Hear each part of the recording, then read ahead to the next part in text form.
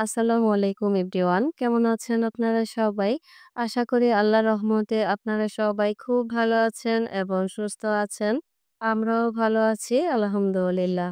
নতুন দিনে নতুন আরো একটি ব্লগ ভিডিও দেখার জন্য আপনাদের সবাইকে আমন্ত্রণ জানাচ্ছি। আশা করি আমার আজকের ভিডিওটিও আপনাদের খুব ভালো লাগবে এবং অনেক বেশি উপকারে আসবে। প্রতিদিনের মতো ঘরবাড়ি গোছানোর কাজ থেকে আজকের ভিডিওটাও শুরু করলাম। একজন বিবাহিত নারী মানে একজন গৃহিণীর প্রতিদিনের কাজ যেভাবে শুরু হয় আর কি।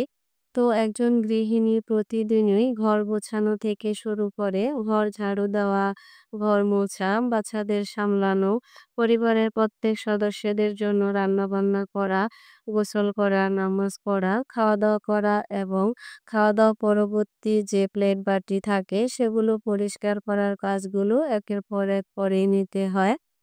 আর এভাবেই তো একজন বিবাহিত নারীর সংসার জীবনের সময়গুলো পার করতে হয় মানে পার হয়ে যায়।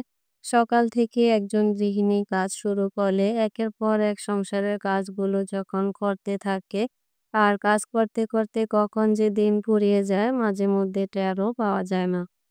শুধুমাত্র একজন সাধারণ গৃহিণীর ক্ষেত্রে সংসার জীবনে এমনটা হবে এটা কিন্তু খুবই স্বাভাবিক। আর এটাই হচ্ছে নারীদের জীবনের ধর্ম।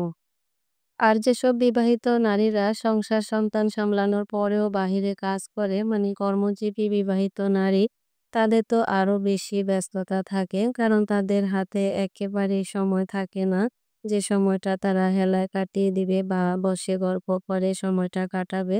যেমনটা আর কি আমার বেলায় হচ্ছে। একটা কথা হয়তো আপনারা অনেকেই জানেন যে নারীরা যত বড় চাকরি করুক না কেন বা যত টাকাই ইনকাম করুক না কেন তাকে তো চুলায় খুন্তি নাড়তেই হয়। আর এই কথাটাকে যদি গ্রামের বা কারো আঞ্চলিক ভাষায় বলা হয়, তো কথাটা এরকম হয় যে, চাকরি করে তাতে কি হয়েছে? বাড়িতে এসে তো তাকে চুলায় খুন্তি বা লাকড়িটা নাড়তেই হবে। একেবারে এই কথাটা ঠিক। কারণ নারীরা যত বড়ই চাকরি করে না কেন, ঘরে ফিরে এসে নারী একজন পাক্কা গৃহিণী এবং নারী একজন মা। এই কথাটা আমি সবথেকে হাড়ে, হাড়ে বুঝি। কারণ আমি একজন কর্মজীবী নারী। বাইরে আমি যেমনটাই চাকরি করি না কেন আর সংসারে আমি ইনকাম করে যত টাকাই দিচ্ছি না কেন, আমি কিন্তু একজন গৃহিণী। তারপর আমি আমার সন্তানদের মা। সংসারের সব কাজ একা হাতে সামলেও আমি ৩ জন সন্তানকে দেখাশোনা করা, তাদের পড়াশোনা করানো, সবকিছুই কিন্তু আমি একা হাতে সামলাচ্ছি আলহামদুলিল্লাহ। আমাকে হেল্প করার মতো আমার কোনো কাজের লোক মানে কোনো কাজের মানুষও এখনো রাখিনি। তো এই কাজগুলো আমার দ্বারা একা এজন্যই সম্ভব হচ্ছে। কারণ আমার হাসব্যান্ড আমাকে এসব কাজগুলোতে 100% সাপোর্ট করছে এবং আমাকে 100% হেল্প করছে। সেজন্যই আরকি আমি সংসার, সন্তান এবং চাকরি সবকিছু আরকি একা হাতে সামলাতে পারছি।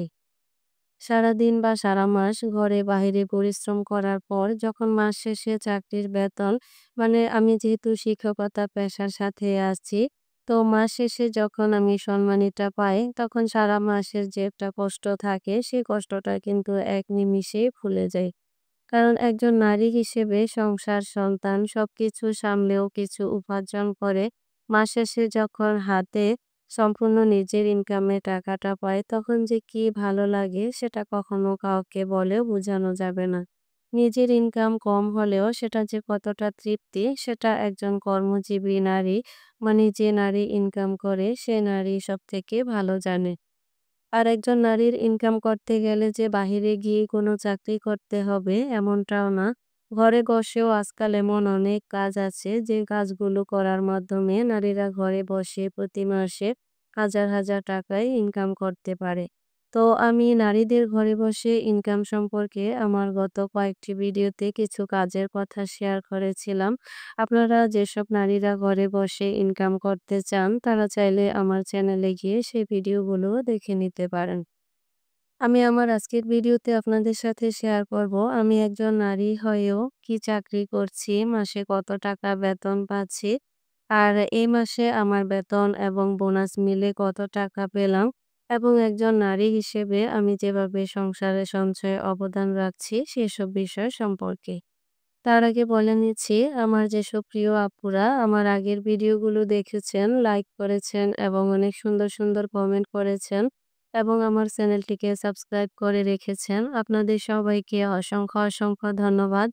আর এই মুহূর্তে যারা আমার ভিডিওটি দেখছেন কিন্তু একটি লাইক দিতে ভুলে গিয়েছেন, আপনাদের কাছে অনুরোধ রইল অবশ্যই ভিডিওতে একটি লাইক দিবেন এবং আমার চ্যানেলটিকে সাবস্ক্রাইব করে আমার পাশেই থাকবেন।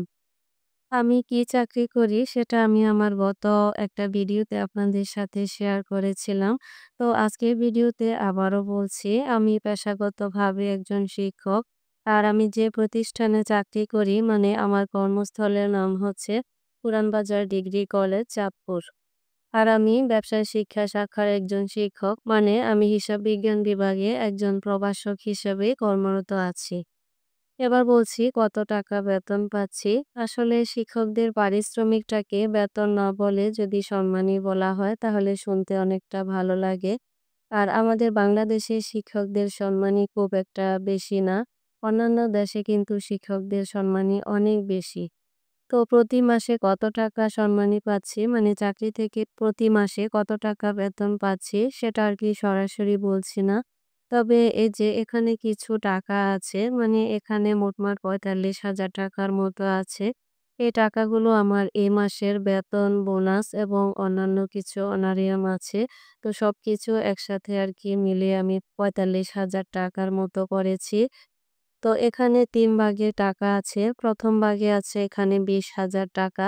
আর এই টাকাগুলো হচ্ছে আমার এই মাসের, মানে ঈদ বোনাসের টাকা। আর আমার বেতন যত টাকা তার কিন্তু পুরো 100% হচ্ছে আরকি বোনাস হিসেবে আমি পাচ্ছি। তাহলে তো আপনারা ইজিতেই বুঝে যাচ্ছেন, যেহেতু আমার বোনাস ২০,০০০ টাকা পেয়েছি। আর বেতনের 100% যদি বোনাস হয় তাহলে বেতনটা কত সেটা কিন্তু আপনারা বুঝে নিতে পারবেন। আর এখানে আছে আমার বেতনের টাকাটা। তো এখানে বলছি না যে কত টাকা আছে। তবে আমি একটু আগেই বলেছি যে আমার বোনাস ২০,০০০ টাকা। তো যেহেতু আমার বেতনের 100% বোনাস পেয়েছি, তাহলে তো আপনারা খুব স্বাভাবিকভাবেই বুঝতে পারছেন যে আমার বেতন কত টাকা। আর এখানে আছে হচ্ছে ৪-৫ হাজার টাকার মতো। তো একজন শিক্ষক যখন ছাত্রছাত্রীদের পরীক্ষা হয়, তখন যখন হল পর্যবেক্ষক হিসেবে দায়িত্ব পালন করেন, তখন সেখান থেকে আরকি অল্প পরিমাণে অনারিয়াম দেওয়া হয় আরকি। এছাড়াও পরীক্ষার খাতা দেখার জন্য সামান্য অনারিয়াম দেওয়া হয়। তো সব মিলিয়ে আরকি আমার এখানে মোটমাট আরকি ৪-৫ হাজার টাকার মতো আছে, যেগুলো আমি আমার পরীক্ষার ডিউটি এবং খাতা দেখার অনারিয়াম বাবদ পেয়েছিলাম। তো এখানে সর্বমোট আরকি আমার ৪৫,০০০ টাকা আছে, যেটা আমার এই মাসের বেতন এবং বোনাস বা অন্যান্য অনারিয়াম মিলিয়ে আরকি যোগ করার পর ৪৫,০০০ টাকা হয়েছে। আর আমার ইনকামের টাকাটা আমার সংসারে খরচ করি না। কারণ আমার যখন আরো ৮-৯ বছর আগে চাকরিটা হয়েছিল, তখনই আমি আমার হাসব্যান্ডকে বলেছিলাম যে, আমার চাকরি না থাকা অবস্থায়, মানে আমার হাসব্যান্ডের ইনকামে যেভাবে আমাদের সংসারটা চলেছে, সেভাবেই যেন সংসারটা চলে। তো এখনো আরকি সেভাবে আমার হাসব্যান্ডের ইনকামের উপরে আমাদের সংসারটা চলছে। কারণ আমার চাকরিটা না থাকলে, মানে চাকরিটা না হলে, মানে আমি ইনকাম না করলেও যেহেতু একজন হাসব্যান্ডের ইনকামে যেমন সংসার চলে, ঠিক সেভাবেই চলছে আরকি। তো আমার ইনকামের সম্পূর্ণ টাকাটাই আমি সঞ্চয় করে রাখি। কারণ আমার ইনকামটা না থাকলেও তো আমাদের সংসারটা চলতো, তাই না? তো এখনো আরকি সেভাবেই চলছে। তো এই নিয়ে আরকি আমার হাসব্যান্ডের কোনো দ্বিমত নেই। উনিও আরকি এতে মত দিয়েছেন। সেজন্য আরকি আমি পুরো বেতনের টাকাটাকে সঞ্চয় করতে পারছি। তবে আমি শুধুমাত্র আমার বেতনের টাকাটাই সঞ্চয় করছি। আর বছরে যে আমি ৩ টা বোনাস পাই, তো আমি যে ২ টা ঈদে ২ টা বোনাস পাই এবং পহেলা বৈশাখে যে একটা বৈশাখী ভাতা পাই, সেগুলো কিন্তু আমি সঞ্চয় করি না। সেই টাকাগুলো আরকি আমি খরচ করে ফেলি। এছাড়াও যে আমি পরীক্ষার ডিউটি বাবদ এবং পরীক্ষার খাতা দেখা বাবদ কিছু অনারিয়াম পাই, সেগুলো আরকি সঞ্চয় করি না। সেগুলো আরকি সংসারে খরচ করি। তো সেই টাকাগুলো আরকি আমি নিজের কাছে রেখে দেই, নিজের প্রয়োজন মতো বা বাচ্চাদের কিছু প্রয়োজনে। এছাড়াও সংসারে টুকিটাকি কেনাকাটার জন্য আরকি সেগুলো নিজের মতো করে খরচ করি। আর চাকরি করা ছাড়াও একজন গৃহিণী তার স্বামীর ইনকাম থেকে যেভাবে খরচ কমিয়ে টাকা জমা করে আমার মধ্যেও কিন্তু সেই অভ্যাসটা আছে। কারণ খরচ করতে আমি কিন্তু খুব একটা পছন্দ করি না। একটু হিসাব করে চলতে পছন্দ করি। আর আমি সবসময় সামর্থ্য সীমার নিচে বসবাস করি। যেজন্য আমার সঞ্চয়ের পরিমাণটা একটু বেশি হয়। তাই আরকি আমি মাঝেমধ্যে আমার হাসব্যান্ডের ইনকাম থেকেও সংসারের খরচ কমিয়ে সেখান থেকেও আরকি কিছু টাকা সঞ্চয় করে রাখি। এখন আপনাদের মনে যদি প্রশ্ন আসে যে, "আপু আপনি তো চাকরি করেন এবং আপনি তো ইনকামও করছেন। তাহলে আবার কেন YouTube এ এলেন?" আসলে YouTube থেকে যে ইনকাম করব বা YouTube থেকে যে আমার আয় আসবে ঐরকমটা আমি কখনোই ভাবিনি। তো যখন আরকি আমার YouTube চ্যানেল ছিল না তখনও কিন্তু আমি YouTube এ প্রায় সময় আসতাম এবং অনেকটা সময়ও দিতাম এবং অনেক আপুদের ভিডিও দেখতাম। তো দেখতে একটা সময় ভাবলাম যে এখানেও তো আমি অনেকটা সময়ই দিচ্ছি। আর আপুদের ভিডিওগুলো ভালো লাগছে। মাঝে বিভিন্ন জনেরা যে আপুদেরকে কমেন্ট করতো সেগুলো করতেও আমার কাছে খুব ভালো লাগতো। তো ভাবলাম যে আমিও আরকি একটা চ্যানেল খুলে রাখি। যদি সম্ভব হয় ২-১ টা ভিডিও দেব। তো সেখান থেকে আরকি একটা চ্যানেল খুলেছিলাম। আর ভিডিও তৈরি করার সময়টা কিন্তু হয়নি তখন। তো যখন আমার আরকি আ 3rd বেবি হয়েছিল। তো তখন আমি যে মাতৃত্বকালীন ছুটিটা পেয়েছিলাম, তো সেখানে আরকি কয়েকটা মাস আরকি বাসাতে অবসরের মধ্যেই ছিলাম। কারণ আরকি তখন তো আর আমাকে কলেজে যেতে হয় না। মানে আমি ছুটিতে ছিলাম। তো ওই সময়ে আরকি আস্তে করে একটু করে ভিডিও করেছি। আর কয়েকটা ভিডিও আপলোডও করেছি। তারপর যখন বেশি একটা ভিউজ ছিল না, তখন অনেকবারই সিদ্ধান্ত নিয়েছিলাম যে চ্যানেলটা ছেড়ে দেব। মানে আর ভিডিও তৈরি করব না। আবার হঠাৎ করে দেখলাম যে কয়েকটা ভিডিওতে ভালোই ভিউজ এসেছে এবং অনেকটা ওয়াচ টাইম এগিয়ে গিয়েছে। যেজন্য আরকি চ্যানেলটা ছাড়তে পারিনি। মানে আরকি ভিডিও মাঝেমধ্যে তৈরি করছি আরকি কোনরকমভাবে। তো আপনারা যদি সহযোগিতা করেন তাহলে হয়তো আমার YouTube জার্নিটাও সফল হতে পারে। মানে আমি সফল হব আরকি। একজন গৃহিণী মানে একজন নারী হিসেবে আপনি যদি ঘরে বসে ইনকাম করার ইচ্ছা থাকে, তাহলে আপনি ঘরে বসে প্রতি মাসে ইনকাম করার জন্য কিছু কাজ করতে পারেন। আর এ ধরনের কাজ সম্পর্কে আমার চ্যানেলে কয়েকটা ভিডিও দেওয়া আছে। আপনারা চাইলে সেই ভিডিওগুলো দেখে নিতে পারেন এবং সেই কাজগুলো করার মাধ্যমে ঘরে বসে আপনারা প্রতি মাসে হাজার টাকা ইনকাম করতে পারেন। নিজে স্বাবলম্বী হতে পারেন, নিজের শখ এবং স্বপ্নগুলো পূরণ করতে পারেন।